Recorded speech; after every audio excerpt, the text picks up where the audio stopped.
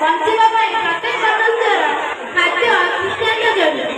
କିନ୍ତୁ ସ୍ୱାସ୍ଥ୍ୟ ଓ ନିରୋଗ ଜୀବନଯାପନ ପାଇଁ ପ୍ରତ୍ୟେକ ମନୁଷ୍ୟର ପୌଷ୍ଟିକ ଖାଦ୍ୟ ନିତ୍ୟାନ୍ତ ଆବଶ୍ୟକ।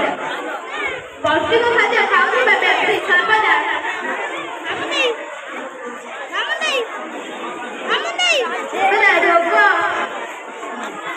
ରୋଗ ପ୍ରତିରୋଧକ ଶକ୍ତି ବୃଦ୍ଧି ଘଟିଥାଏ। ଫଳରେ ସେ ଉତ୍ତମ ସ୍ୱାସ୍ଥ୍ୟର ଅଧିକାରୀ ହୋଇପାରିଥାଏ। ପୌଷ୍ଟିକ ଖାଦ୍ୟ ଖାଉନଥିବା ବ୍ୟକ୍ତି ସର୍ବଦା ରୋଗଗ୍ରସ୍ତ ହୋଇଥାଏ ଏବଂ ଯନ୍ତ୍ରଣା ଭୋଗ କରିଥାଏ।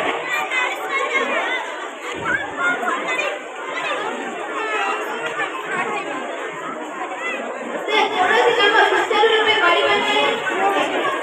ସେଥିପାଇଁ ତାର କର୍ତ୍ତବ୍ୟରେ ହେଳା କରିବାକୁ